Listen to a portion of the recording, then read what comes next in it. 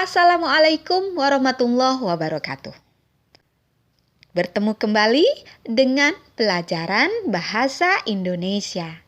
Kali ini kita akan membahas mengenai unsur intrinsik prosa. Sebuah karya sastra, dalam hal ini prosa, di dalamnya ada cerpen, roman, dan novel, itu dibangun oleh dua unsur, yaitu unsur intrinsik dan unsur ekstrinsik. Yang akan kita bahas kali ini unsur intrinsik.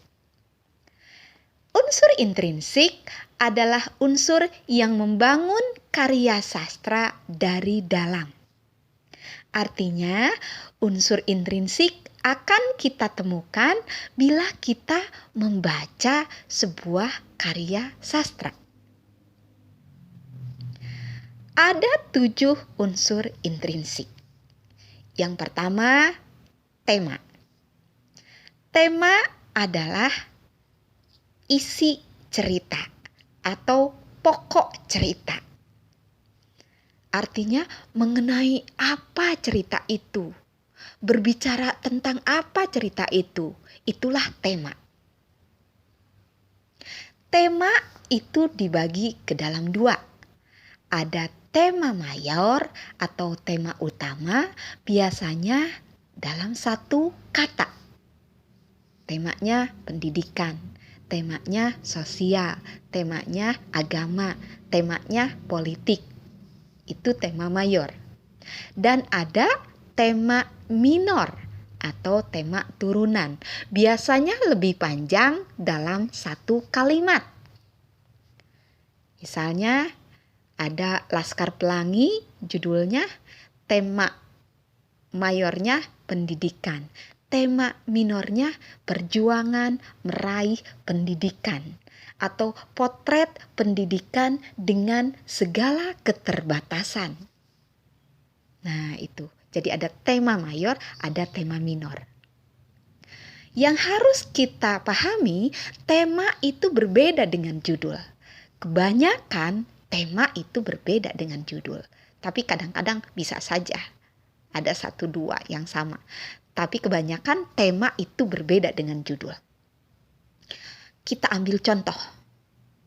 Judul mungkin hanya sebuah lambang bisa nama tokoh, bisa nama tempat. Kita beri contoh, ada buku fenomenal judulnya Siti Nurbaya.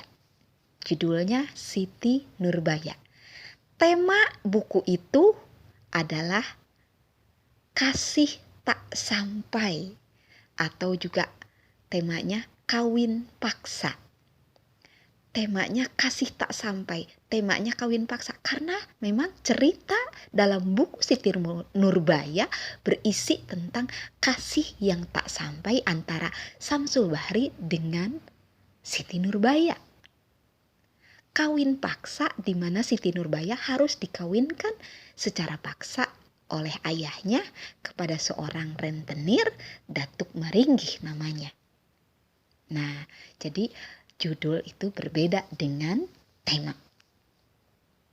Yang kedua, unsur intrinsik, yaitu alur atau plot. Orang biasanya menyebut dengan jalan cerita.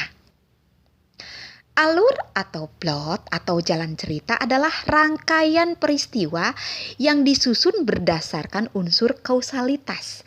Artinya, peristiwa yang satu akan berhubungan menyebabkan peristiwa lainnya. Itu yang disebut kausalitas, saling berhubungan. Nah, di dalam alur atau jalan cerita itu ada tahapan. Ada tahapan alur. Tahapan yang pertama yaitu pengenalan. Artinya dalam sebuah cerita kalau di awal-awal itu baru mengenalkan kepada pembaca, kepada penonton kalau memang sebuah tayangan. Ini loh tokohnya, ini loh tempatnya. Itu baru pengenalan. Tahapan alur yang kedua adalah konflik atau timbulnya permasalahan. Jadi dalam tokoh, antara tokoh satu dengan tokoh lainnya, maka timbullah konflik. Sebuah cerita akan menarik bila kemudian timbul konflik, begitu. Konflik itu akan semakin meruncing dan itu semakin mendebarkan. Itulah yang disebut dengan tahapan yang ketiga, klimaks atau puncak masalah, di mana ketegangan semakin memuncak. Dan tahapan alur yang keempat itu adalah penyelesaian. Jadi menurun, ya. Bagaimana sebuah tadi klimaks terselesaikan akhirnya dan cerita menjadi menurun. Itu tahapan alur. Alur juga akan mempunyai kaidah atau syarat alur. Yang pertama, alur itu harus masuk akal. Harus dapat diterima oleh akal sehat. Oh, ini bisa terjadi. Itu yang disebut dengan plausabilitas atau plausibility, kemasuk akalan. Yang kedua, kaidah alur itu bahwa sebuah alur itu harus membuat penasaran pembacanya, penasaran penontonnya untuk terus mengikuti. Itu yang disebut dengan kaidah suspense, membuat penasaran. Kaidah yang ketiga adalah bahwa sebuah alur itu harus memberi kejutan, hal yang tidak diduga, yang disebut dengan kaidah surprise, ada kejutan. Dan yang keempat, kaidah alur itu ada unity, bahwa sebuah alur bagaimanapun itu peristiwa, berbagai peristiwa tetap menjadi satu kesatuan. Alur juga, berbicara mengenai alur ini, alur juga di akhir cerita itu akan memilih 3 cara. Sebuah alur akan berakhir dengan yang pertama mungkin happy ending atau berakhir dengan bahagia. Ini kebanyakan dari sinetron kita biasanya memilih bahagia, tokoh yang diidolakan harus akhirnya hidup bahagia, begitu. Yang kedua, alur juga mungkin saja dipilih berakhir dengan tragis atau tragical ending. Tokoh yang diidolakan tidak hidup bahagia dengan tokoh yang kekasihnya misalnya. Kita ambil contoh film yang sangat fenomenal, Titanic ya. Titanic misalnya. Itu tokoh Jack dengan Rose itu tidak bisa bersatu. Tapi memang harus Jack harus mati begitu. Itu tragical ending. Dan alur akhir alur yang ketiga itu ada open ending. Artinya ini diserahkan kepada pembaca. Silakan pembaca, silakan penonton yang menyelesaikannya sendiri. Terbuka.